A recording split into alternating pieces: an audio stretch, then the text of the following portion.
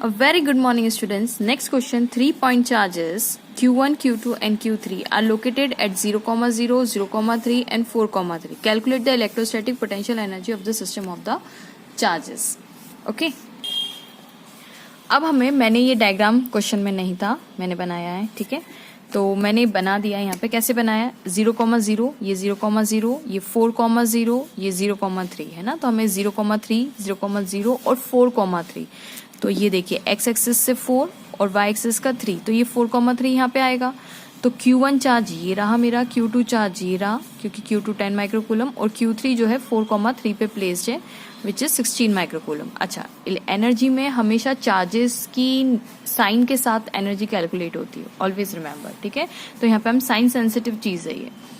अब यहाँ पे देखिए, पहले तो हम जानते फॉर्मूला क्या बनेगा। तो potential energy is equals to, ये रेड पेन से नहीं लिखते, हम लिखते हैं ब्लू पेन से।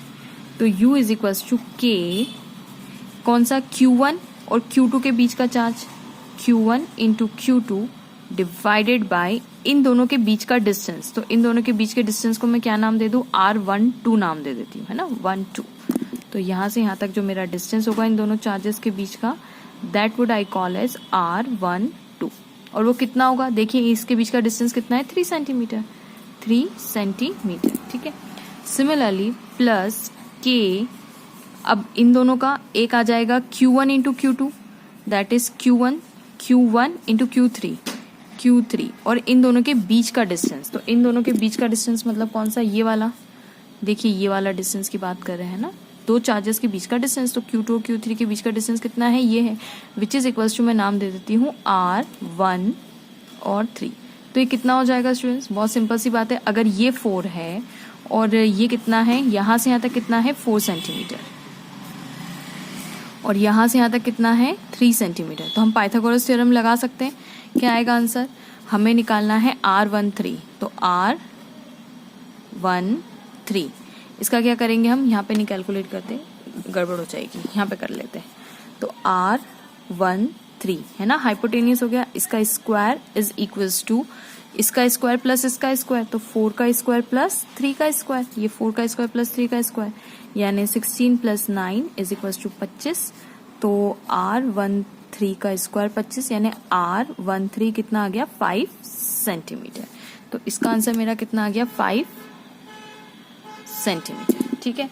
तो ये हमने R13 भी निकाल लिया। ओके, अब नेक्स्ट आएगा हमारे पास K, ये दोनों charges that is Q2 into Q3 भी आएगा, और इन दोनों के बीच का डिस्टेंस, तो इसको मैं क्या नाम दे दूं, 2, 3 नाम दे दूं। तो R23 यानी इसके यहां से लेके यहां तक का डिस्टेंस, ठीक है।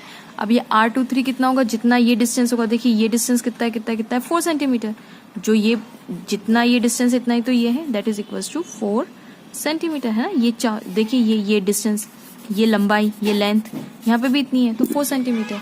तो R23, ठीक है।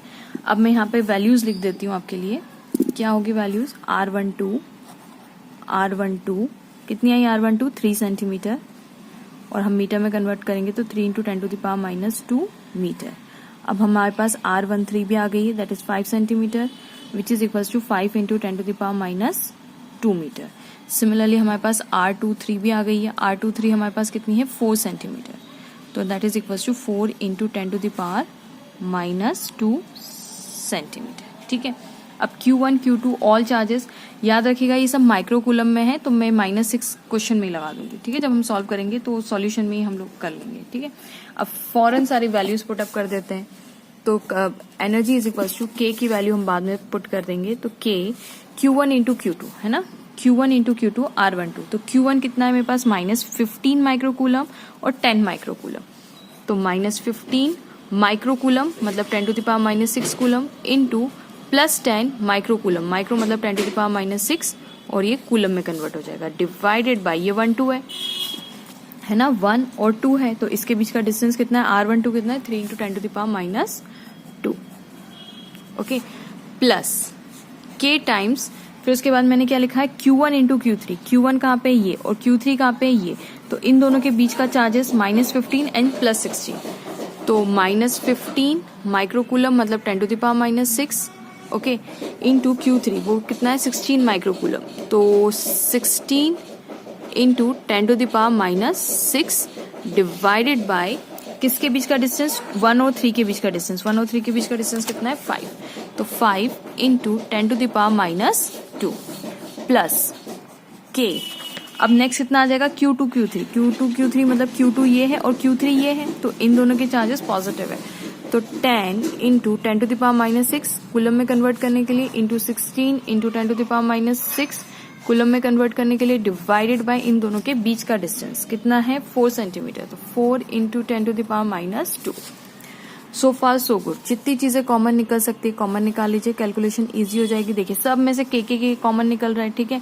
अब ये काटते हैं हम लोग, अब तो 3 1 जा 3, 3 5 जा 15, अब ये 5 1 जा 3, 5 3 जा 15, 4 1 जा 4, 4 जा 16। ओके, अब यहाँ पे देखिए -6 करेंगे, ये दोनों पावर ऐड हो जाएगी बेस में, तो -12 हो जाएगा, है ना, मतलब ये कितना हो जाएगा -12, तो 10⁻⁻12 यहाँ से भी निकलेगा, यहाँ से भी निकलेगा, यहाँ से भी निकलेगा, तो सब चीजें कॉमन निकाल लीजिए। तो 10⁻12 डिवाइडेड बाय, देखिए 10⁻2 सबके डिनोमिनेटर में, इसको भी कॉमन निकाल लीजिए, तो आपके पास ब्रैकेट में क्या बचेगा 5 इंटू 10 दैट इज 50, लेकिन माइनस का क्योंकि साइन यहाँ पे नेगेटिव है, 5 मल्टीप्लाई बाय 10, बाकी -6 -12 बन के बाहर निकल गया।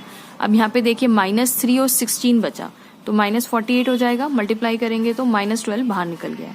और यहाँ पे अगर आप देखेंगे तो प्लस का बचेगा, that is equals to 4 into 10 which is equals to 40, correct.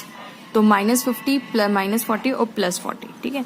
अब यहाँ पे अगर आप कैलकुलेशन करेंगे तो k इंटू 10⁻10 आ जाएगा, है ना, ये ऊपर चला जाएगा, इसको आप प्लस करेंगे तो यू विल गेट आंसर -58। अच्छा, k की वैल्यू हम यहाँ पे पुट कर देते हैं 1/4πε0 which is equals to 9 into 10⁻9। तो अगर आप लिखेंगे यहाँ पे तो 9 इंटू 10⁻9 इंटू 10⁻10 इंटू -58। अगर आप इसको कैलकुलेट करते you will get answer 522 into 10⁻1, तो -1 है, एक डेसिमल शिफ्ट हो जाएगा, तो 522 मतलब माइनस है ना, तो यहाँ पे एक डेसिमल शिफ्ट, इसको आप देखिए -10 को डिनोमिनेटर में लाएंगे तो ऐसा भी लिख सकते हैं ना, अपॉन 10 नीचे जाएगा तो, और ये एक डेसिमल यहाँ पे शिफ्ट कर दीजिए, तो 52.2 जूल्स। इसका मतलब अगर आपको ऐसा सिस्टम कोई बनाना है 3 चार्जेस का जिसकी मैग्नीट्यूड 10 माइक्रोकूलम, 16 माइक्रोकूलम और -15 माइक्रोकूलम है, तो इस सिस्टम को स्टेबल बनाने के लिए इसकी जो इलेक्ट्रोस्टैटिक एनर्जी है, मतलब ये सिस्टम ऐसा बना हुआ रहे, तो कितनी एनर्जी होगी इस सिस्टम की, 52.2 जूल की एनर्जी होगी इस सिस्टम को ऐसे बनाए रखने के लिए। Okay, thanks for watching and please don't forget to like, subscribe and share my channel.